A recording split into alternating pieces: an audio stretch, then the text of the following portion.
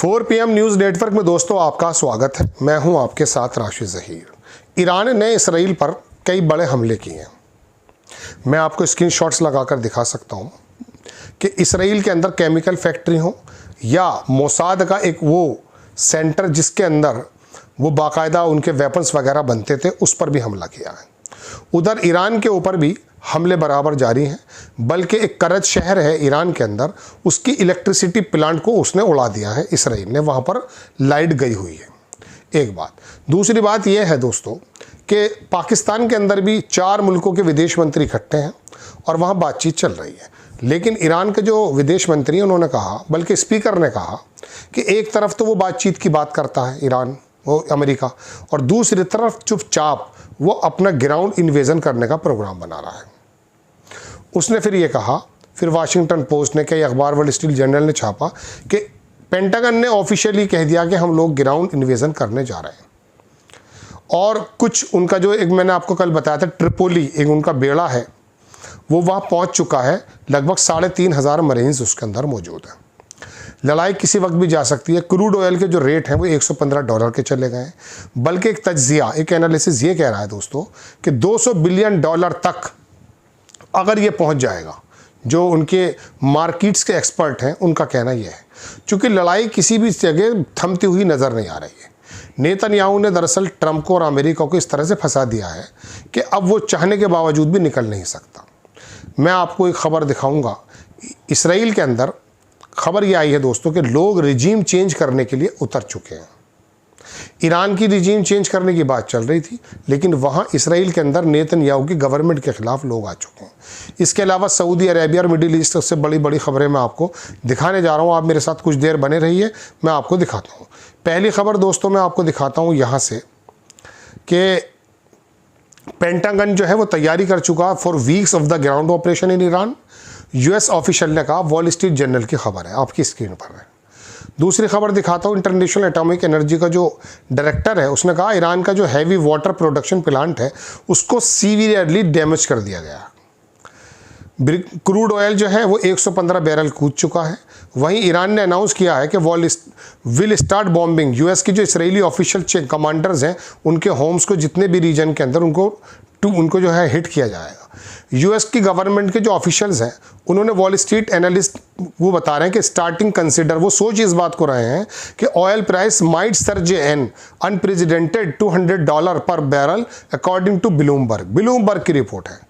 मतलब वो एनालिस्ट जो है वो सोच रहे हैं कि $200 प्रति बैरल क्रूड ऑयल चला जाएगा। अगर ऐसा है तो सोचिए दुनिया में क्या होने जा रहा है। एक खबर मैं आपको दिखाता हूँ। अटैक किया गया ईरान की तरफ से ईरान के ऊपर इलेक्ट्रिकल सिस्टम। यूएस और इसराइल, एक तरफ तो कह रहा था अमेरिका के 5 तारीख तक हमले बंद, और वो बराबर इसराइल के साथ मिलकर हमले कर रहा है। अब आप देखिए दुनिया के सबसे बड़े मुल्क के सबसे मजबूत आदमी की ज़बान 2 पैसे के घटिया इंसान से भी नीचे है। वो भी अपनी बात का पास रखता है। हर एक आदमी जब बोलता है तो अपनी बात का वजन रखता है, सोचता है कि बात पैसे निकलो जो वजनी हो। ये आदमी अजीबोगरीब, मतलब उम्र है इसकी, ये पागलपन जहन में है, क्या है। दुनिया देखिए क्या कर रहा है। हमारे जो हुक्मरान है ना दुनिया में वो सब ऐसे ही आ गए एक्चुअली। पावर आउटरेज रिपोर्ट बताया जाए, तेहरान की जो करज है, ये करज डायनेस्टी हुआ करती थी ईरान में किसी ज़माने में। US Israeli strike on energy infrastructure ख़त्म कर दिया गया। ईरान की स्टेट मीडिया ने कहा कि इलेक्ट्रिसिटी क्रू जो है वो वर्किंग कर रहे हैं पावर की रिस्टोर के लिए। खबर देखें आप ये दोस्तों, ये खबर है, ये देखें आप, ईरान की जो मिसाइल है उसने हिट कर दिया इसराइल की केमिकल फैक्ट्री बीर शाबा में। ये बड़ा ज़बरदस्त है। इस तरह की वीडियोस हम शायद लगा ना पाएँ, लेकिन मैं आपको दिखा रहा हूँ। ये बड़ी इंपॉर्टेंट खबर है जो मैं आपको दिखा रहा हूँ। एक खबर और दिखाता हूँ दोस्तों मैं आपको। ये दरअसल जिनकी तस्वीर मैं लगा रहा हूँ आपकी स्क्रीन पर, ये लोकसभा इसके स्पीकर हैं ईरान की पार्लियामेंट के। इनका नाम दोस्तों है मोहम्मद बागेर गालिबाफ। इन्होंने क्या कहा है, इन्होंने कहा कि waiting for possible US ground assault, 3,500 troops arrive in middle east. NBC की खबर है, कह रहे हैं हम उनका इंतज़ार कर रहे हैं। गालिबाफ ने कहा कि दुश्मन जो है वो ओपनली मैसेज भेजता है अपने नेगोशिएशन करने के लिए, डायलॉग करने के लिए, but secretly is planning a ground attack. लेकिन दूसरी तरफ वो प्लान करता है अपना ग्राउंड पर हमला करने की। यूएस जो है वो जानता नहीं है कि our man are waiting for American soldiers to enter on the ground so they can set them ablaze and punish their regional partners forever. उन लोगों को जला दिया जाएगा, हमारे लोग उनका इंतज़ार कर रहे हैं और उनको उन लोगों को भी सज़ा दी जाएगी जो उनके पार्टनर्स हैं।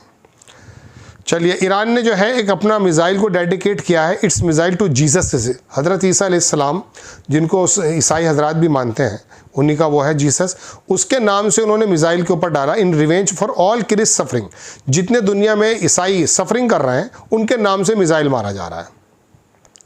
ये देखें, ईरान का जो विदेश मंत्री, उन्होंने कहा यूनाइटेड स्टेट जो है 30 मार्च 12 बजे तक, हम कह रहे हैं तेहरान टाइम के मुताबिक, कंडेम करते हैं बॉम्बिंग जो की है ईरान की यूनिवर्सिटीज़ पर। अब अगर नहीं रुकता है तो Iran will carry strikes against multiple American universities in middle east. Middle east में जितनी भी अमेरिकन यूनिवर्सिटीज़ हैं संबंधित, उनको हिट किया जाएगा।